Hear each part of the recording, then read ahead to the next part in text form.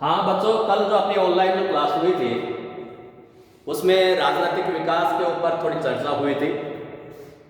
राजनीतिक विकास का अर्थ और परिभाषा हमने बताई थी।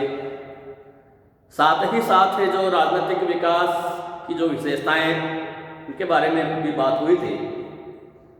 और आज हमें राजनीतिक विकास के ऊपर सबसे ज़्यादा जो लिखने वाले हैं लुसियन पाई।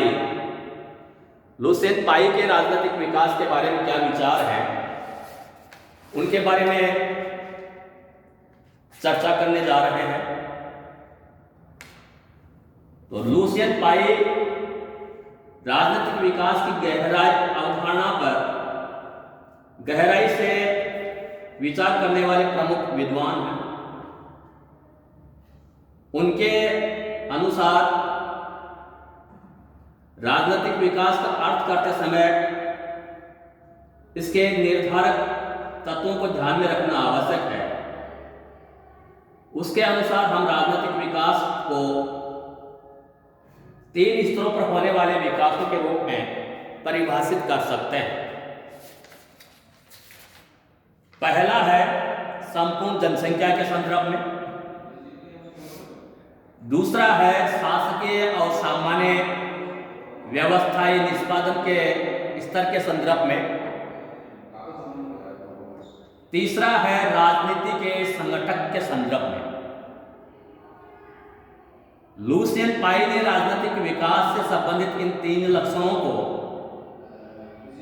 समानता, क्षमता तथा विविधीकरण कहा। वह उन्हीं राजनीतिक व्यवस्थाओं को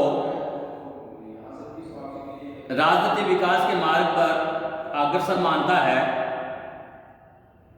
जिसमें जनता में समानता का सिद्धांत लागू हो।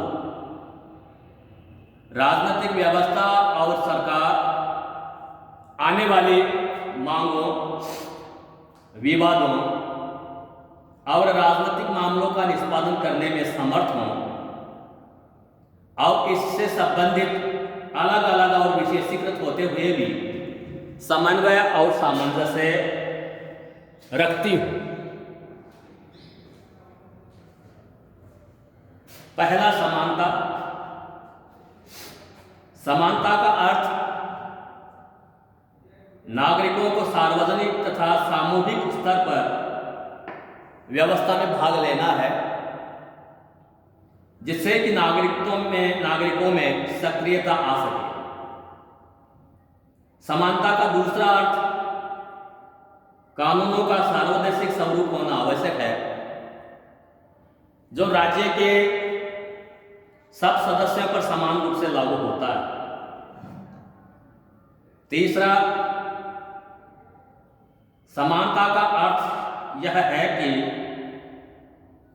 राज्य के विभिन्न पदों के लिए भर्ती करते समय अथवा सार्वजनिक पदों पर नियुक्ति करते समय योग्यता तथा कार्य संपादन का मापदंड लागू होना चाहिए। इन तीनों मापदंडों से यह जाना जा सकता है कि किस देश में समानता का सिद्धांत कितना लागू हो सका। क्षमता।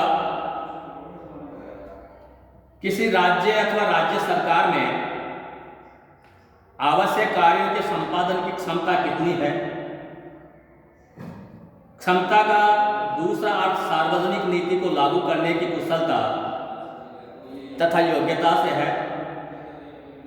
क्षमता का तीसरा अर्थ है प्रशासन में विवेकपूर्ण धर्मनिरपेक्ष दृष्टिकोण का उत्पन्न होना। इन मापदंडों से किसी व्यवस्था की क्षमता का ज्ञान होता है। तीसरा है विभेदीकरण। विभेदीकरण का अर्थ है समाज तथा राज्य के विभिन्न अंगों, पदों, एवं विभागों का सुस्पष्ट होना तथा उनके कार्य निश्चित करना, व्यवस्था के विभिन्न राजनीतिक कार्यों की सुस्पष्टता और विभिन्न अंगों की जटिल प्रक्रियाओं का एकीकरण करना जिससे कि व्यवस्था का विघटन ना हो। लुसियन पाई के शब्दों में राजनीतिक विकास संस्कृति का मिश्रण और जीवन के पुराने प्रतिमानों के नई मांगों के अनुकूल बनाने, उन्हें उनके साथ मिलाने या उनके साथ सामंजस्य बैठाना। अब राजनीतिक विकास की कुछ विशेषताएं उभर कर सामने आती हैं। डोव के अनुसार राजनीतिक विकास की 4 विशेषताएं: समानता के प्रति ऐसी सामान्य भावना जिसमें राजनीति में भाग लेने और सरकारी पदों के लिए प्रतियोगिता करने के समान अवसरों की अनुमति रहे। सेकंड, राजनीतिक व्यवस्था में नीतियों का निर्धारण और उनको क्रियान्वित करने की क्षमता हो।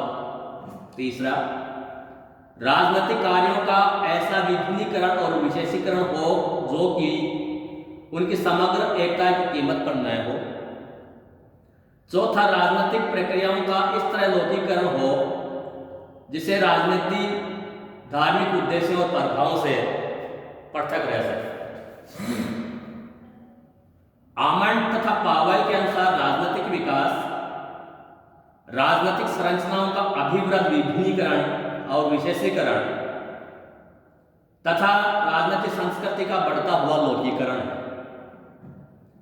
आमंड और पावेल ने राजनीतिक विकास की 3 विशेषताओं को प्रमुख माना है: भूमिका विभिन्नीकरण, उपव्यवस्था स्वायत्तता तथा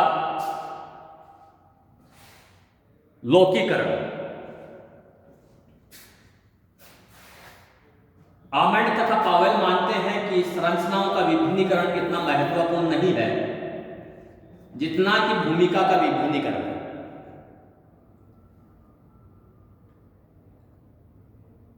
पूर्व सोवियत संघ में संरचनाओं का विभिन्नीकरण पाया जाता था किंतु भूमिका का विभिन्नीकरण नहीं पाया जाता था। इस कारण आमंड और पावेल पाई से एक कदम आगे जाकर राजनीतिक विकास के लिए संरचनात्मक विभिन्नीकरण आवश्यक मानते हैं जो यथार्थ में भूमिकाओं का विभिन्नीकरण भी हो। लुसियन पाई जिसे राजनीतिक व्यवस्था की क्षमता कहते हैं, आमंड और पावेल उसे उपव्यवस्था की स्वायत्तता कहते हैं। इनका मत है कि भूमिका विभिन्नीकरण तब तक संभव नहीं हो सकता जब तक राजनीतिक व्यवस्था की उपव्यवस्थाओं को स्वायत्तता प्राप्त नहीं हो। उपव्यवस्था की स्वायत्तता शक्ति के एक स्थान पर केंद्रण के स्थान पर विकेंद्रीकरण का संकेत है। उपव्यवस्था स्वायत्तता वाली राजनीतिक व्यवस्थाओं में सारी मांगे सीधे एक केंद्र पर स्थित सरकार के पास नहीं आती हैं। अन्य संरचनाओं को तथा उपव्यवस्थाओं को स्वायत्तता प्राप्त होने के कारण उनके निर्णयों के रूपांतरण की व्यवस्था अनेक स्तरों पर की जाती है। आमंड और पावेल ने राजनीतिक विकास की तीसरी विशेषता लौकिकरण ही की बताई है। लौकिकरण का संबंध सही रूप में संस्कृति से ही है।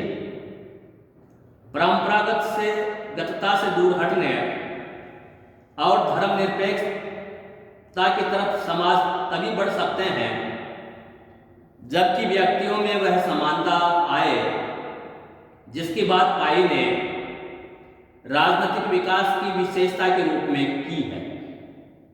किसी राजनीतिक समाज में लौकिकरण का संबंध लोगों की अभिवृत्तियों में परिवर्तन आने से है। अभिवृत्तात्मक परिवर्तन समानता के साथ ही चलता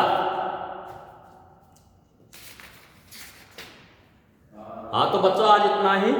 कल और जो बचा हुआ है राजनीतिक विकास के बारे में, उसके बारे में चर्चा करें।